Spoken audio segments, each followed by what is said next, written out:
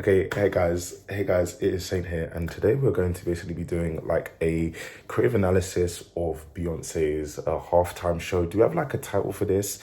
Let's just say a Cowboy Carter Christmas. It is 5 a.m. It's 5:52. I have insomnia, and I have just been up thinking about this performance, racing with ideas and whatnot.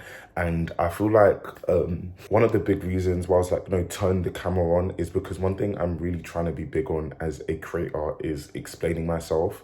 I think one of the big insecurities that I have with the kind of content that I make is I spend all these time coming up with these really like verbose and, beautifully articulated statements about how I feel about pop culture pieces. And I think that's what people have, I guess, not come to know me as, because I don't think I've allowed people to get to know me, but hopefully talking through some of like, again, my wild thoughts about Beyonce. I think about this lady all the time and how much she's deeply inspired me.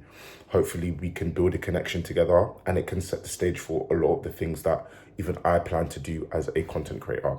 So I guess let's get to the bits that are gonna want to keep you here. I think Beyonce is my big theory is that Beyonce, so at the end of the performance, she announces this thing on her social media platforms, and it's basically her with a flag. She's holding the flag, and then the flag, that's the key detail, the flag disappears, and she's on the white horse, and it then reveals the date of the 14th.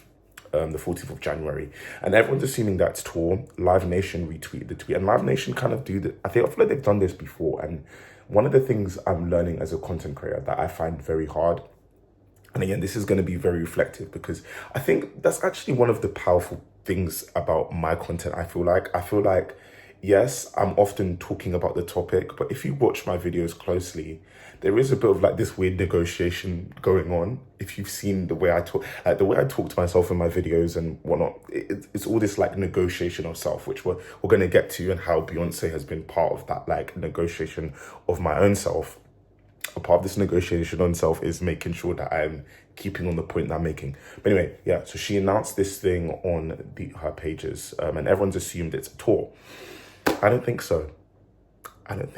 My theory is that basically Beyonce is about to drop a deluxe of Cowboy Carter, and it's gonna, I'm gonna explain it in three different ways. It's gonna be a bit like I Am Such a Fierce, so how that is a double album with the real side of Beyonce, and then the this alter ego that she creates for herself, to how she navigates her reality.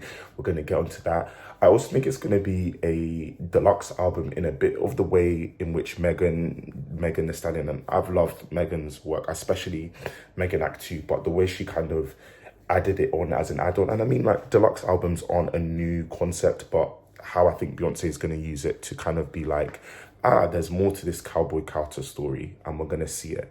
A big part of this theory is that I think this is when she's going to explore the rock genre, a big part of the whole trilogy. And I really wish we had a word or a name for the trilogy yet, but we don't. Yeah, initially Renaissance comes out and we're all thinking, yeah, this is going to be an album, this is going to be a trilogy about, yeah, each album Beyonce is going to take a genre. But then Renaissance was not necessarily about that, and you kind of see it in when she talks about the tour, when she talks about in the what Renaissance means to her in the tour visuals. It was much less about saying, okay, yeah, like, white people have colonized dance music and house music, and that is a part of it, but it's much more about connecting to her roots, and connecting to the roots that have kind of been entangled in like this sense of shame, or just like, I guess, how history and time, something that Beyonce talks about in the Renaissance documentary. She has this interesting piece where she's talking about her relationship with time, but how time can then impact how we are able to connect with ourselves, and how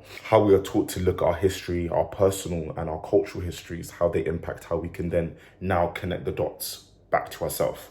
Because one thing I've realized, and something that I've realized through Beyonce's art, is that, and not even just Beyonce's art, if you've seen my Janet Jackson series where I talk about her album and the Velvet Rope, what that's even about, it's about, you can't really understand yourself in the now without understanding all the things that have come before you, to then also be able to look ahead and see what's in the future.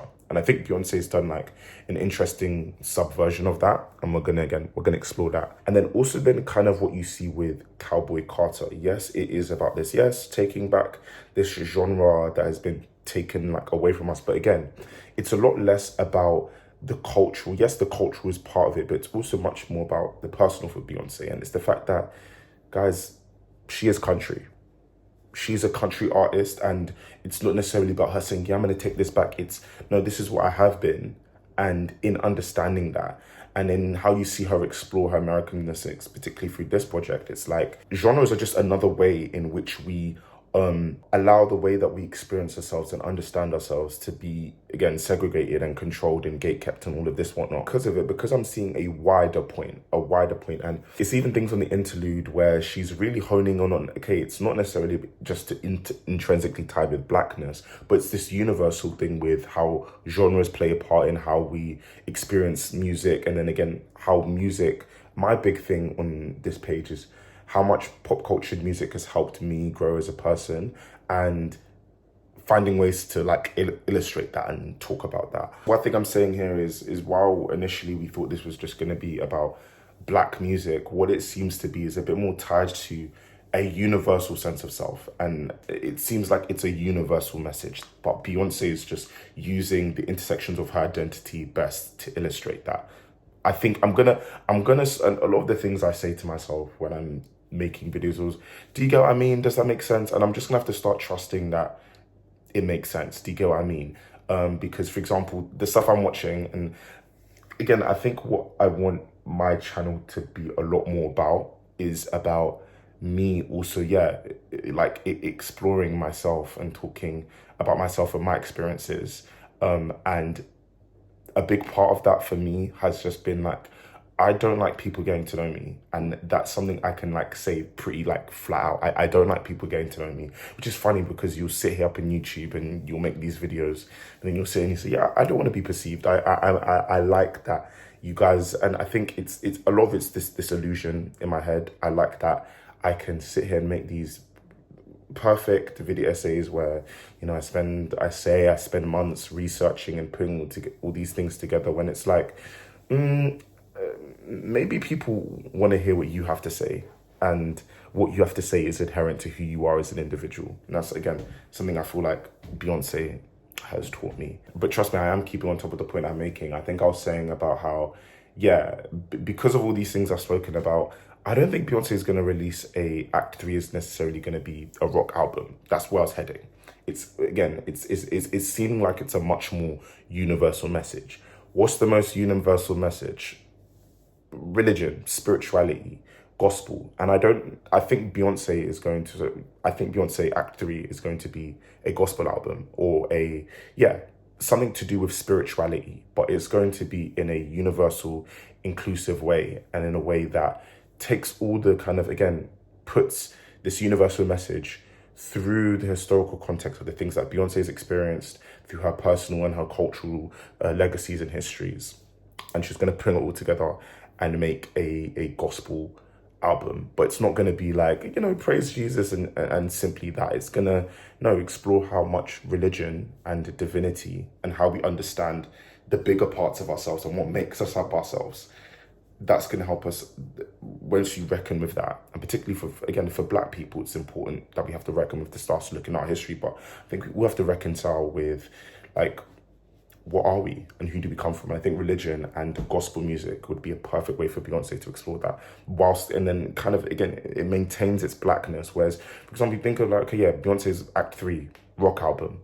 What is she going to say? Country, I think the big part of her making a country album was how much of it is in this context of how country music is so heavily regulated. And I did an essay. I'm still in uni. I did an essay for one of my modules talking about, again, I like to say again because I often feel like in life I have to repeat myself. So I do say again is like a phrase I say a lot. But talking about how much the country music industry is tied to the wider cultural, political realities in America, if that makes sense. Maybe I should even pull it up. And maybe it's one of them things where like once it's marked and if people are genuinely interested in reading what I said about, I basically used the framework of assemblages. And assemblages is a social theory concept, but it's basically trying to look at the world that we live in as like a bunch of systems interacting with each other. And yeah, there's other ways to like understand and explain the way that works, but the point of this is how much how much the country music industry is part of like the wider cultural assemblage. And I think now that, again, one thing I'm learning how to do is, one big thing I'm trying to do is just explaining myself. And sometimes a part of that for me has been, that's why I heavily rely on video essays and scripts, because it allows me to feel like I've got everything out. But I think I'm realizing my own power as an individual, and there's things that should fill in it, or the best way to explain it is kind of a bit like you see with Blue Ivy in for example the Renaissance documentary. Beyonce is like, she doesn't become fearless, she isn't fearless, she becomes fearless. And that's a process I'm trying to take myself through. What do I want to be, who do I want to be, and how am I going to get there? Not by relying on certain crutches. And maybe I'll talk a bit about my perfectionism, but again, I'm on point. And again, a lot of it's this insecurity, even like with creating content, and you see, how many people are watching the videos and when they stop, and I don't think I care about that anymore, which is a big thing for me. But anyway, country music's tied to all of these things. So because of that, I'm like, okay, I get it. But rock, Beyonce cannot make such a statement with rock.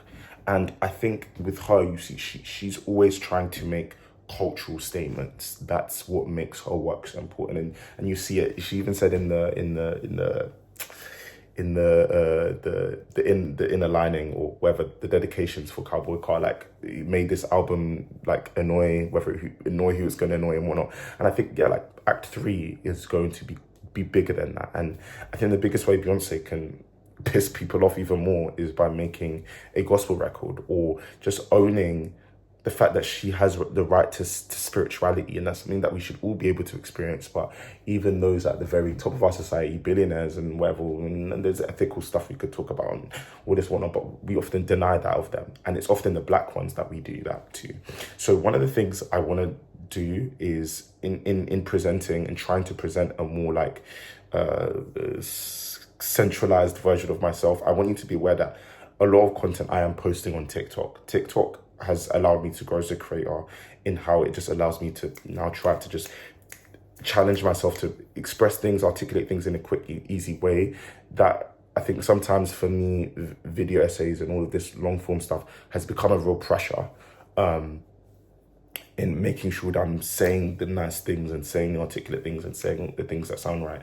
But no, that's not the case. That's just not the case. And in thinking that Act 3 is going to be a gospel album, there's so many things that I've been able to now recognize about Act 1 and Act 2 that maybe I can, again, come back and keep expanding on some of these theories, and maybe it'll come out. But let's look specifically at this Super Bowl halftime show. Is this a Super Bowl halftime show?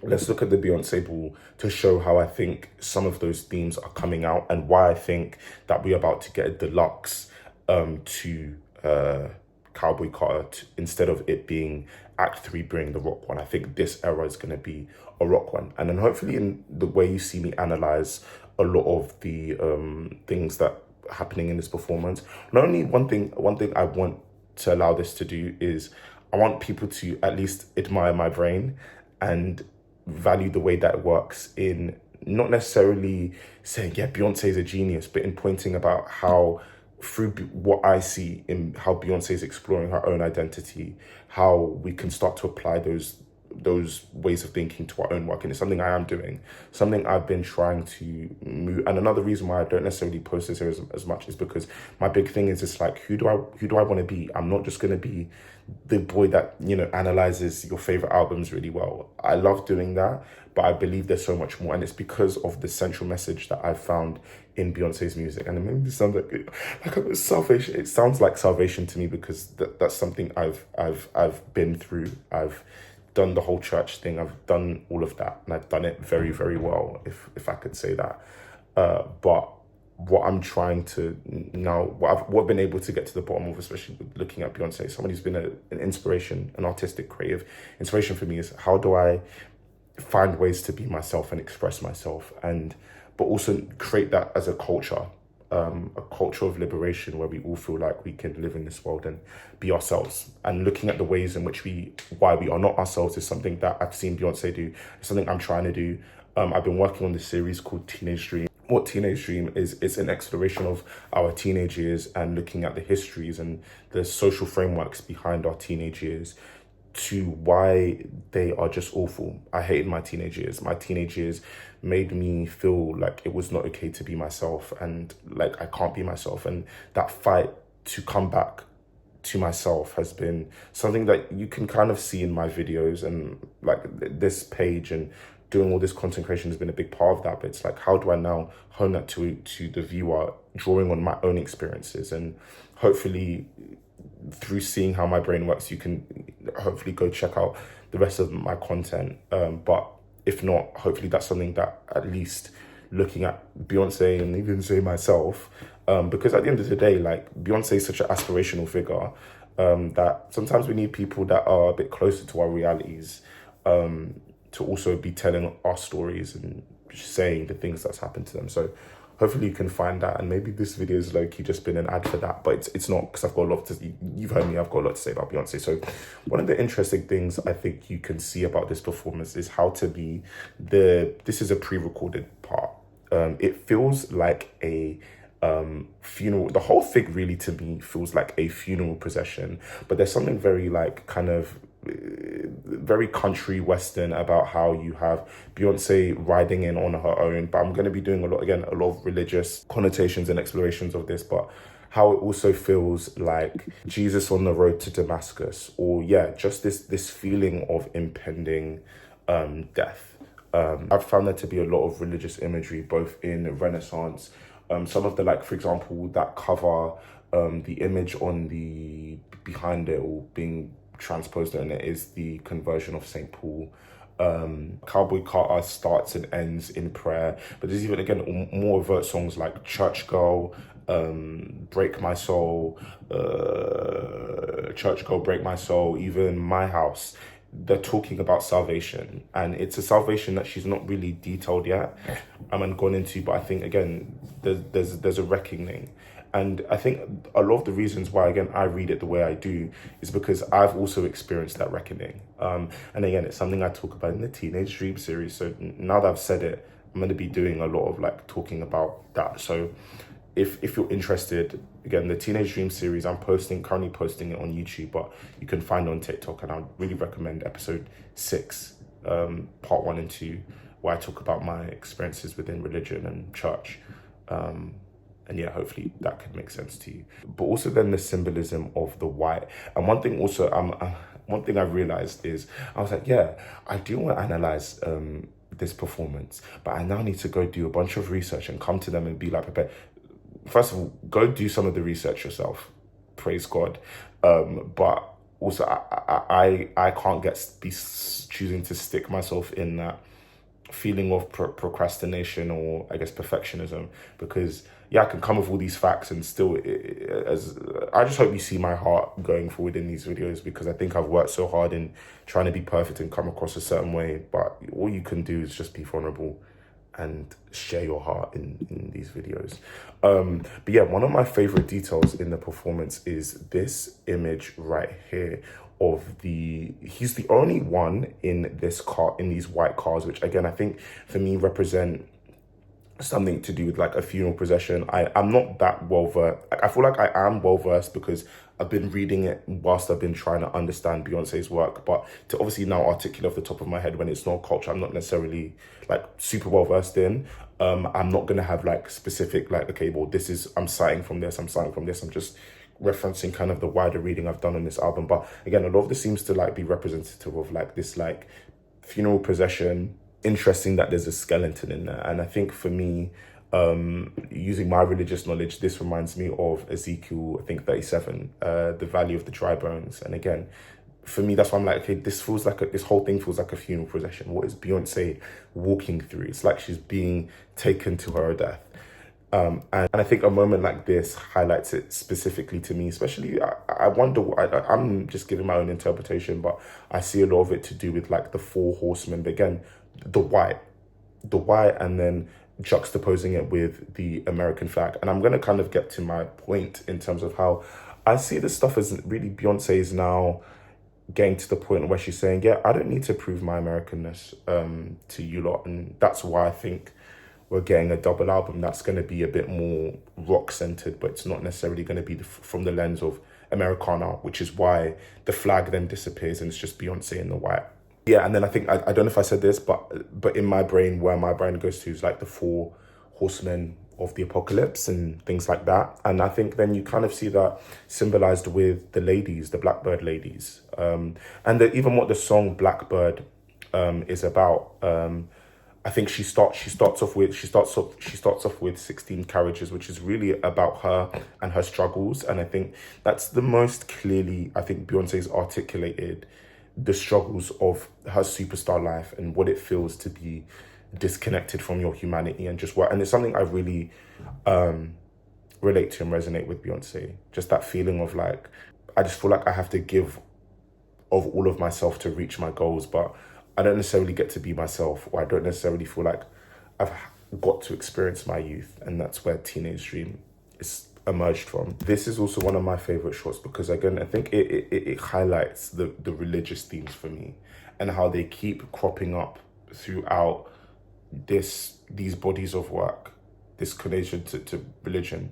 Because something very haunting about this image, but I'm thinking of this is the Bible and the word, and that is interesting to me.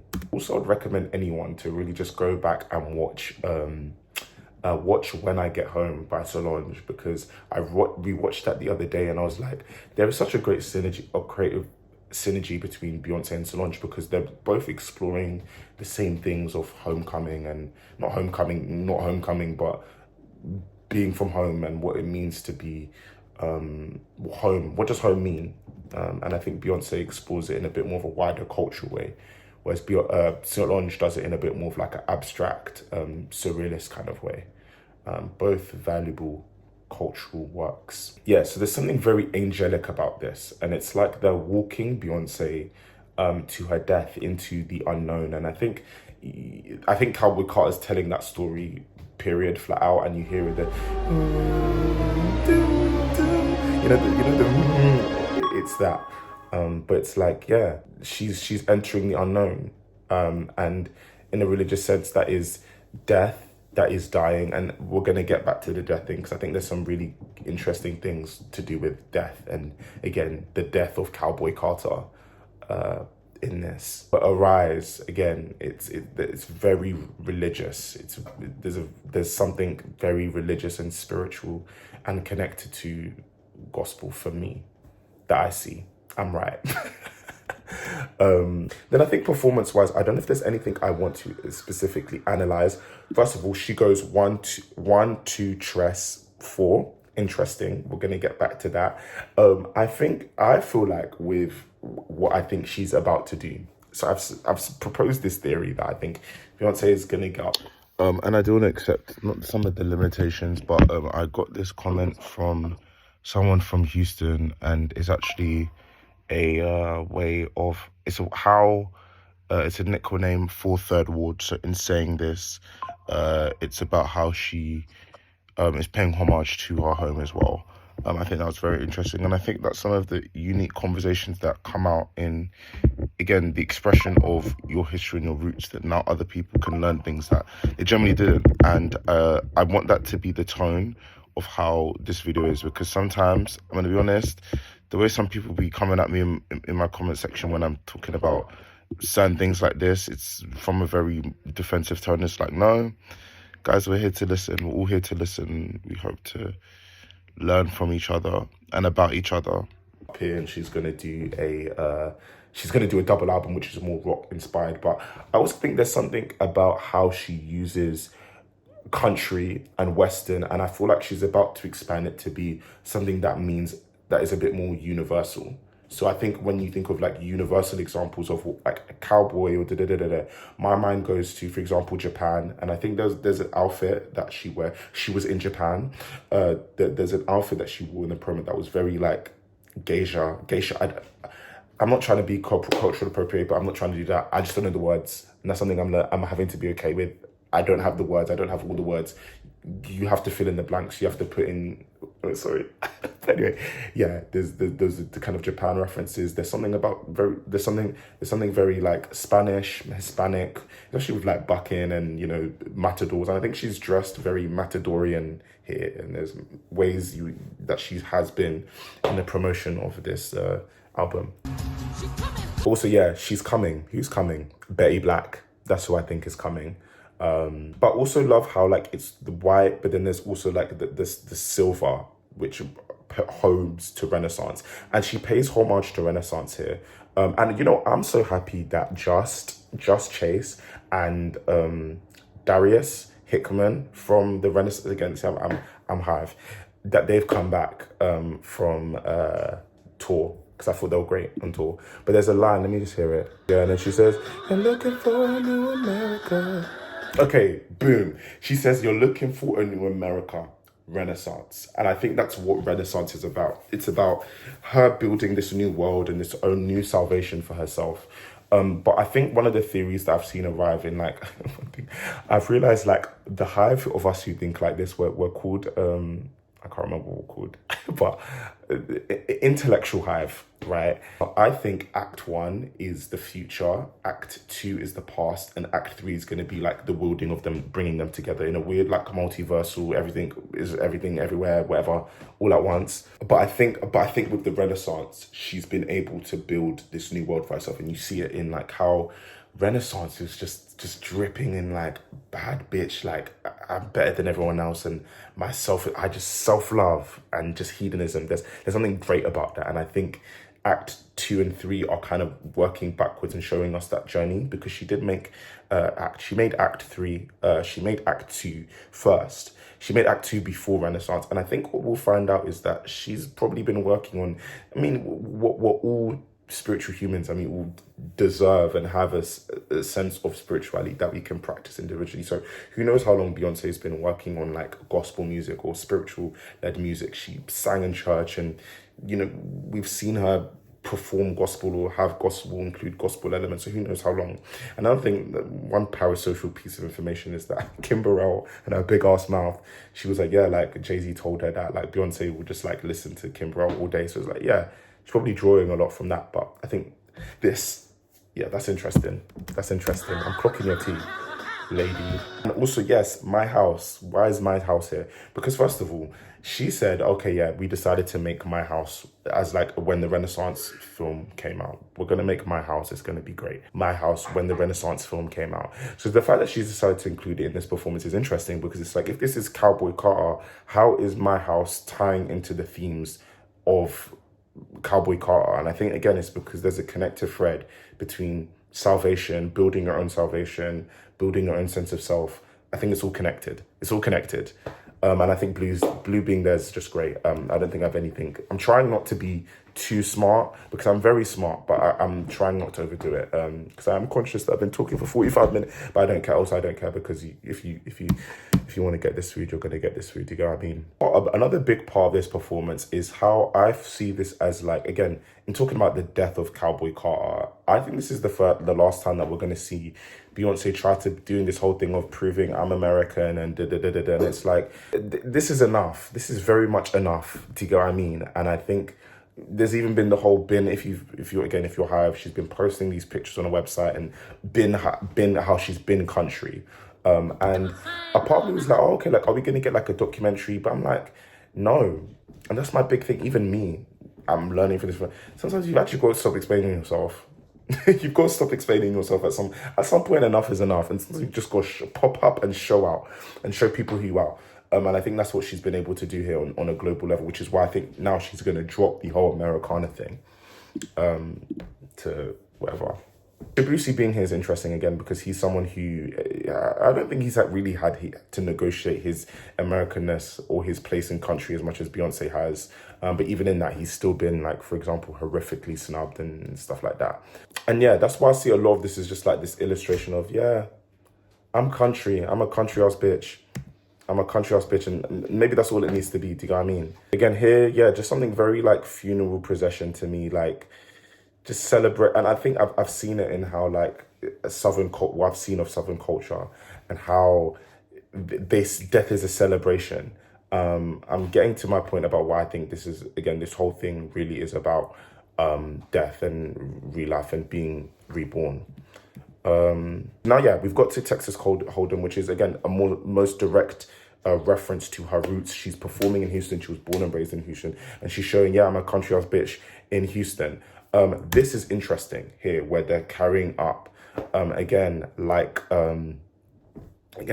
she's being carried to her death. And I think we've seen Beyonce use this sort of thing in, I don't think it's the only time, but for example, I'm thinking of Nile with Kendrick Lamar, where again, it's about this process of death, because she's being levitated into the sky, very resurrection, like death, being ascending to your death. And then the only reason I didn't initially, just, oh, you know, Beyonce, you know, these Super Bowl things, they like to be lifted up in the sky, and this is something different because of the final shot. She goes boom, bang, and all the lights are pointed at her. We've seen Beyonce talk about how much she loves light design and how much she likes to use it as a form of storytelling and narrative, yeah?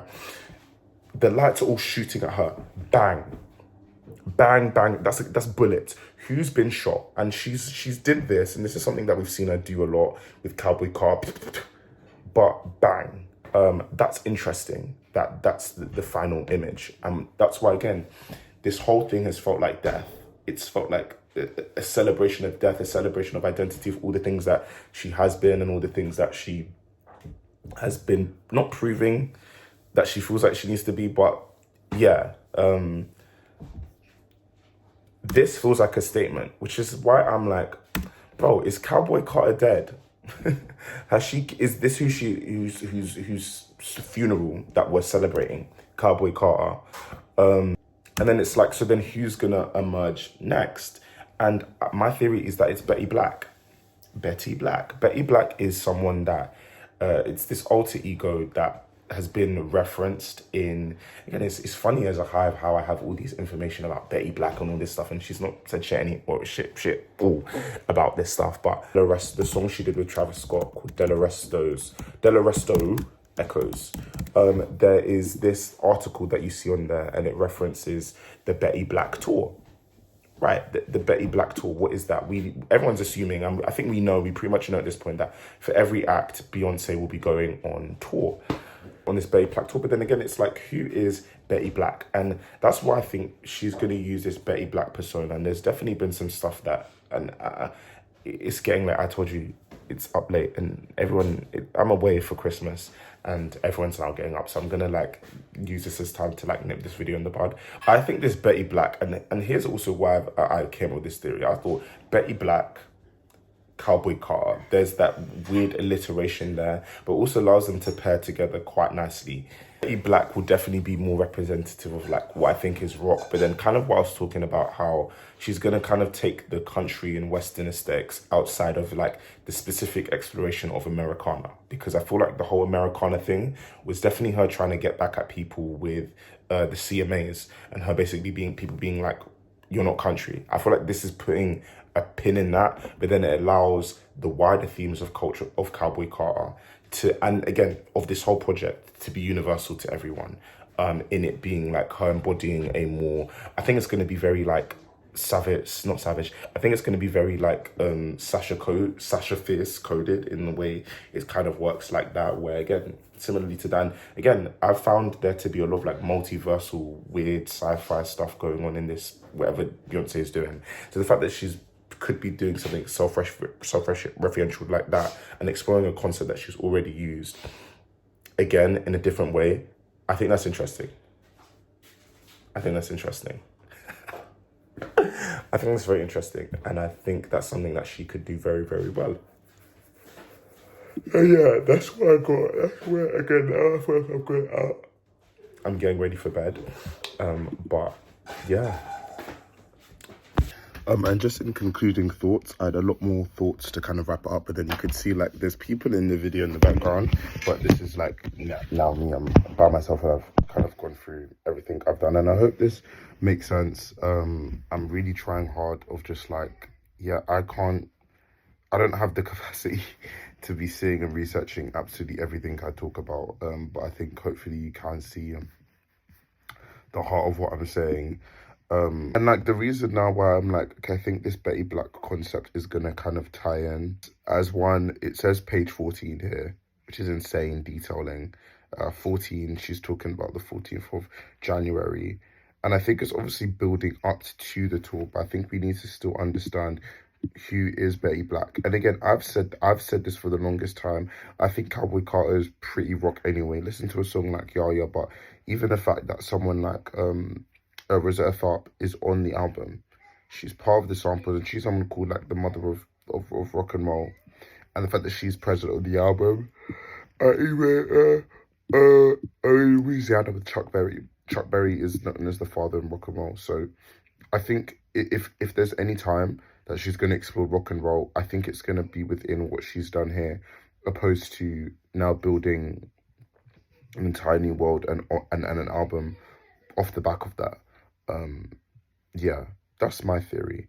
Because then I'm also like, then yeah, for example, like why did she change the album title to Beyonce to Cowboy Carter? What about the story and the narrative has changed? Because I think what I'm learning from Beyonce, and what I feel like I've seen here, is I've realized there's an ability to adapt creatively, and not only just adapt creatively, but to continue building and finding meaning for your work, even if it doesn't necessarily come together. Like in the process of her making it, for example, she wasn't thinking of Act 1 when she made Act 2, but how this all comes together and makes sense. And even for a mind like me, it makes sense. And it all starts to make sense. But yeah, that's kind of everything. That's my brain dump to me and to you, from me to you. And if I need to do any like Q&As and questions on what people think about this or not, let's just keep the conversation going. And like and subscribe and do all them things there, because I might start making content like this again, where it's not too edited. It's because I'm one man.